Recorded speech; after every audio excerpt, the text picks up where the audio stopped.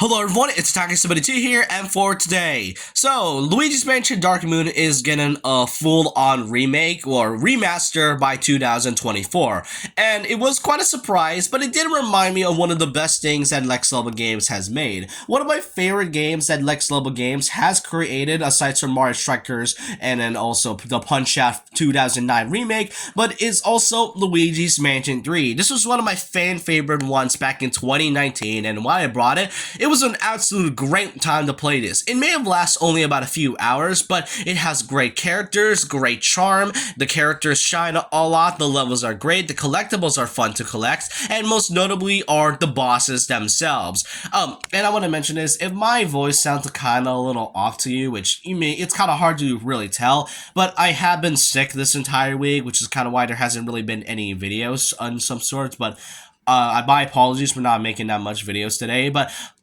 off topic aside, in this video, I want to be doing all the ranking every single Luigi's Mansion 3 boss, as in the last game, when Dark Moon came out, it was pretty lacking in terms of designs and bosses in general, and pretty much was lacking of what the uniqueness that the original Luigi's Mansion game had. So to see 3 pretty much improve from that is really great. So the way I'm going to be ranking these bosses is basically from how much I like the design, how great the boss battle is, and how fun the mechanics are. It's pretty much a typical video, but with that, I hope you guys enjoy this, and let's go, and let's not waste time, and go ranking every single Luigi's Mansion 3 boss in this video.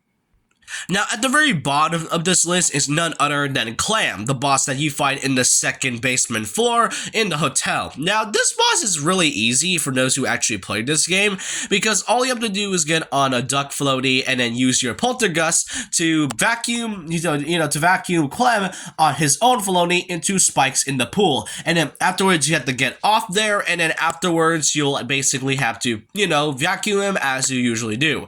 Now, why exactly is Clem in the bottom of this list? Well, that's because it was difficult for me to figure out this the first few times. How exactly am I supposed to figure out that you're supposed to use your poltergust and basically, blow Clem into the spikes and then actually get off it before time runs out? Not only that, to make things worse, he also shoots bombs at you, making it a little bit more difficult, and the controls itself, it's not really great. I'm not gonna lie. The design the design though pretty much fits the second basic floor though, but even then, the boss is not really fun, and I actually had to look it up to see how you're exactly supposed to beat this, because there is no way anybody's supposed to know this without a guide whatsoever. Next up is King Mech, the ghost that you fight in the 6th floor. This boss is a pretty interesting one, and unlike, Clem, where it's sort of hard to figure out what to do, this one is not exactly as frustrated as, even though I had to look up a guide, it's still a fun engaging boss fight. So, what does King Mech do? Well, first of all, he gets into full armor and on a horse. So the ordinary way to do that is by shooting a plunger at his weak point, being the chest, and then afterwards you have to, use your poltergust to grab it, and then slam him 3 times before his armor breaks. After his armor breaks, you'll then get a sword and a shield, but all you have to do is basically, shine him, and then afterwards, you'll basically defeat King Mech, no worries. So, yeah, as I mentioned, it's not really a frustrated boss to figure out, unlike Clem, but it's a pretty cool design, and the boss is a little bit more fun than what Clem had to offer. Up next is the Steward. Now, this is kind of where I had to put this boss right here as a default, as this is the first boss that you fought in Luigi's Mansion 3, so I'm not exactly ranking this very low. This is mostly just by default, as it is a pretty simple boss. All you pretty much have to do is wait until the Steward throws some suitcases at you, you'll avoid it, and then afterwards you'll vacuum him, and then there, you'll beat the boss. It's a really simple boss fight, but it's definitely one that you can learn pretty quickly since this is the first boss that you encounter in the game. Next up is Chambria, the maid that you fought in the 1st floor. Now, this boss is a pretty interesting one, as yes, this is the boss that comes after the Steward, so this is also one that I had to put by default, but this time it's a little bit more fun than what it is. So one thing's for sure is that the maid, Chambria, has a suitcase and an important item that Egad has, so you have to retrieve it, but she saw you and then she decided to put the suitcase in her body. In order for you to do that is to use the brand new plunger mechanic by basically shooting the plunger on the suitcase and then slamming Chambria onto the floor before she gets it out. Oh, she also goes through different rooms, so it's kind of like a goose chase, but it's a really simple boss and it's more fun and engaging, and it does help you more with the new plunger mechanic that introduces this whole mechanic. Next up is Chef Souffle, the boss that you fought in the kitchen. This is another boss that comes after the first few bosses, well, except for Cruller, which I will talk about later. So Chef Souffle, what does he have to offer? Well, simply enough is the fact that the one thing you have to do is basically, obviously defeat him, but the thing is though, is that he spins around the entire kitchen, so it's kind of hard to keep track of him, especially when he goes back to spin it pretty quickly, but it's a really simple boss, and it is still really fun to use the plunger mechanic by shooting it in his frying pan, and then afterwards you'll then be able to vacuum him off. He does throw some food at you, making it a little bit more harder, but it's still a fun fight nonetheless. Plus, I do like the design personally. It does match the whole chef and, the chef motif.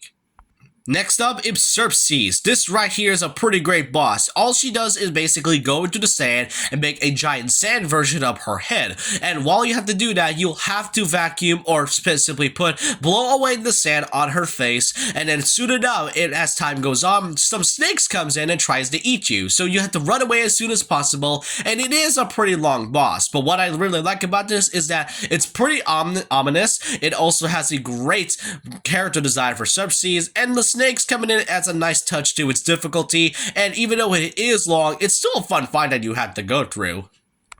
Now, next up is Helen Gravely, the final ghost that you encounter before facing up King Boo. She is the final ghost that you have to capture on the very top floor, and by saving Mario himself. The thing about this boss is that it is kind of hard to track, to be fair. It's really fun, don't get me wrong. The thing about it, though, is the fact that the way you have to fight this, simply put, is that Helen Gravely also has some lasers coming out of the middle, and then you'll have to run away as soon as possible, while also getting Luigi involved into this. Oh yeah, Luigi's also in this, and he also has to go underneath the floor, as there are levers and drains in order for you to remove the lasers. However, if you don't do it as quickly as possible, then the Luigi will then basically be gone by the water. So yeah, good luck with that. Overall, it's not really that hard of a boss. It's kind of figuring out is what the issue is. It's a fun boss, and I actually like when Helen Gravely shows her true form, where it kind of questions me on why exactly she's like that,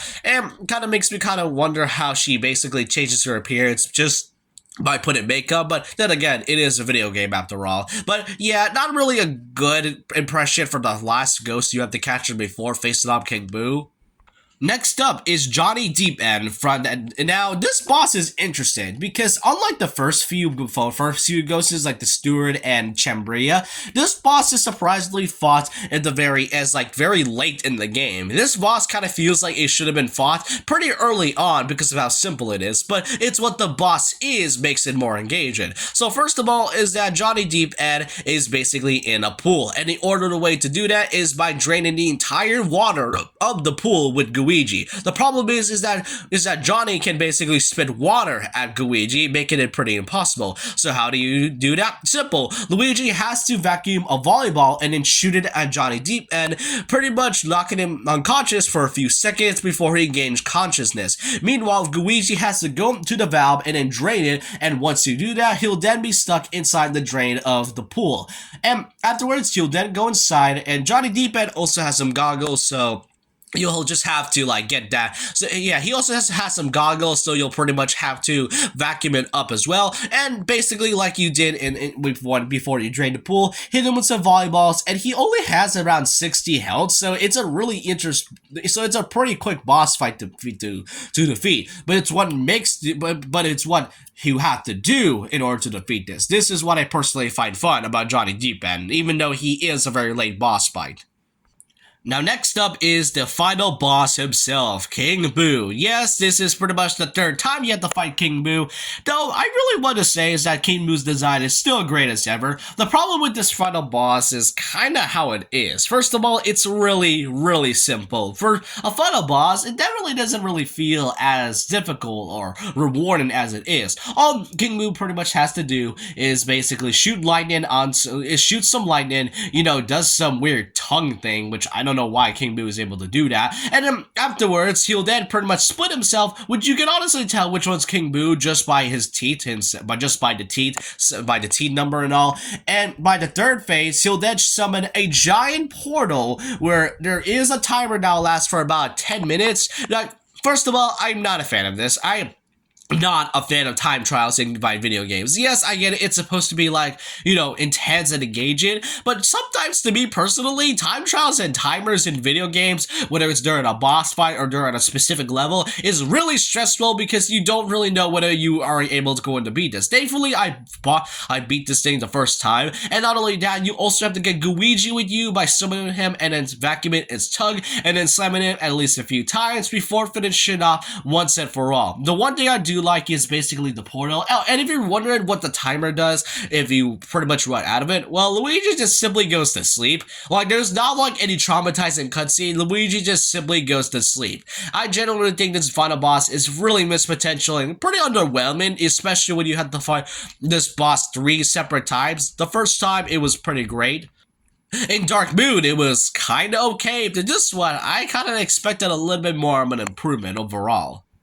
Next up is another boss fight that is pretty early on, and this is where he comes in after you beat Stewart and Chambria, this time being Cruller in the mall section of the game. So Cruller is a simple cop, and this is where Luigi comes in play. Luigi is a nice way to introduce the mechanic because Cruller blocks Luigi with a giant gate. So in order to do that, Luigi comes in and he will shoot water gun at you, and if the water touches Luigi, then you're basically screwed. So all you have to simply do is avoid him shooting water at you, and then you'll have to vacuum his sunglasses, and then afterwards you'll defeat him just like that. It's a really simple boss, but it's a really fun and engaging one because it does introduce Luigi, and this is a little bit more better than what the first two had to offer. Up next is DJ Fantasia Gloria. This is a really fun boss. The entire premise and the entire floor, where it's basically fighting on a dance floor, is really fun. And DJ Fantasia Gloria makes it pretty better in terms of the boss fight. So, first of all, is that you have to fight a few, minor villains, a few minor ghosts that are pretty much dancing, which is pretty cool. But then afterwards, this is where Fantasia Gloria comes in and engages in the fight. Up next, Nikki, Lindsay, and Ginny, the magician trio. So this is a really fun boss fight. Now, look, I'm gonna let you know that my memory is not exactly great, so I had a hard time trying to figure out which one of the hats has featured them, but the phases where they use their magical abilities is such a fun thing to do. First of all, is that they throw bombs at you. Afterwards, they'll then pretty much hide inside the hats, which one of them has a bomb, so you'll have to figure out which one has it, and then afterwards, you'll basically defeat them as usual. What really makes the boss great is the 3 different types of magical abilities that these trio can do. And once you'll basically, decrease the trio by vacuuming one of them, it'll make them a little bit more harder, making this boss really more fun than what it is. Plus, I really like the design of this. It truly matches the magician type style that this game offers. Up next is Poulter Kitty, who is Helen Gravely's cat. Yes, that's right, Poulter Pup basically this is basically a Poulter Pup, except not as annoying as is in Dark Moon. So what does Poulter Kitty have to, offer? Well, unlike Poulter Pup, this one is a little bit more frightening in some ways. First of all is the fact that Poulter Kitty can go through a few different floors. She has one of the elevator buttons, and you'll pretty much have to chase her into a few different floors. However, once you catch Poulter Kitty and then flash Poulter Kitty with the flashlight, she'll then become a feral tiger beast thing, and you pretty much have to do is look away for a few seconds, and you'll have to not look at Poulter Kitty in its feral form for a bit, and then once And then once, the Poulter Kitty comes in very close to you and then tries to attack you, you have to turn around as quickly as possible and then shine in with its flashlight, and then afterwards you'll then be able to vacuum it. You'll have to fight this thing about 3 or 2 separate times. I can't really remember, but 3 times, and then once the 3rd time, you'll actually be able to capture Poulter Kitty. She doesn't really appear in one of the ghost collections you have unless you capture Helen Gravely, so that's one of the things I pretty much have to mention beforehand. Overall, I find this boss way more better than what Poulter had to offer. It's not as bit of a goose chase as what it is, except Poulter Kitty is more frightening and threatening if you're not careful enough with your tactics and moves. Now next up, this is a boss that you actually don't have to capture this ghost, being Morty. Morty is a simple movie director. Unless you capture Morty after, he films his movie, then you're absolutely a monster then. But anyways, Ghostzilla is the boss that you fight in this one, and it's basically fighting like you're watching Godzilla vs. Kong or any other kaiju movie, and it's a really fun thing. All you simply have to do is have Luigi, you blow the freaking, energy blast that Ghostzilla has to offer, and what's even funnier is that it's literally just a simple ghost being, it's literally just a goob under this whole costume. That's just what makes it funny, but it's the cinematography that Morty wants, and that's what I find fun about this boss. You don't actually get to fight the main ghost boss. Instead, you'll have to fight something that makes you feel like you're watching a kaiju movie. This is why I like this boss personally. Up next is Dr. Potter, which I really like in terms of designs, as it pretty much matches the whole plane-like environment. First of all is that Dr. Potter has the elevator key, elevator button, so he grows a giant vine. But anyways, you go all the way up top of the giant vine and then go all the way down. However, Dr. Potter pretty much beats you to it and it has its plane eat the elevator button. So all you have to do is that its Venus flytrap will try to eat you. So you have to avoid it as soon as possible by making it eat its pumpkins, pretty much making it stuck for like about 10 seconds, and then afterwards you'll then grab a freaking chainsaw and then slice off the stem of the Venus flytrap. Now, this boss is really fun just because of how you're able to figure it out, but it's the fact that Luigi is wielding a freaking chainsaw is really what makes it even better. And as I mentioned before, the design of this is pretty fun overall. Next up is Ugg, where you fight him in the museum. Now, you don't exactly get to fight Ugg right away. Instead, Ugg possesses a giant T-Rex, a skeleton T-Rex to be exact, and then all you simply have to do is let Luigi, sacrifice itself by making sure its mouth gets shut by its gooiness, and then afterwards try to hit it with some rocks into its legs, and then afterwards Ugg will fully come out, and he'll pretty much do the same thing where Chef Souffle does, where he kinda, tries to spin around with his giant stick and all, but unlike Chef Souffle, this is a really fun one only because of the giant T-Rex that Ugg has, that Ugg pretty much possessed beforehand. And the way you have to fight this in the entire atmosphere in the museum, finding that giant T-Rex and then making Luigi try and do its work for you is what I find really, really great about this.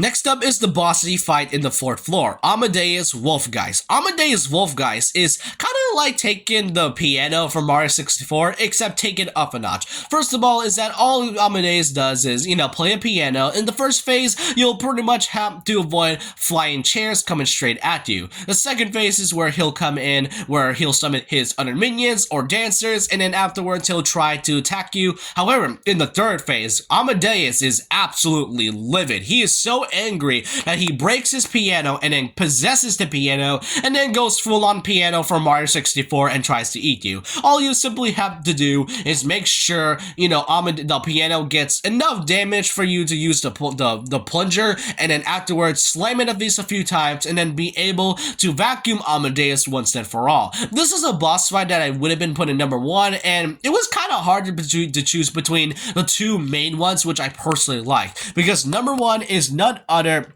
Then Captain Fishhook. Captain Fishhook is a really great boss fight. Yes, really simple design in terms of it, but it's the boss that what makes it great. One of the things that reminds me of this is where he possesses the ship. The ship itself can pretty much eat you, and it does remind me of that one ghost boss in Luigi's Mansion Dark Moon, you know, where they possesses the ice. Unlike that one, where it's more frustrating to aim the bombs at the ice ghosts in Dark Moon. Captain Fishhook has a lot as it tries to eat you, so in order to do that is by making Luigi use the plunger and then hang by it, and then afterwards you'll pretty much defeat Captain Fishhook as once and for all. I like this boss. Great design, great atmosphere, and a really fun engaging one to do so. And that's all I can say about the bosses for Luigi's Mansion 3. Really, it's a fun and refreshing thing to have the original ghost designs that the original game had. Unlike Dark Moon, where it had pretty simple designs that doesn't make them pretty much strengthen it, Luigi's Mansion 3 absolutely made things really better in terms of the bosses, even if some of them aren't exactly fun. But I want to know all your thoughts and opinions down below about this. Let me know all your thoughts about what do you think is the best boss that Luigi's Mansion 3 had to offer. And so with that, leave a like, comment, subscribe, hit the notification bell for more videos, follow my Twitter, and I'll see you guys next time. And remember this, what's a legend? Always a legend.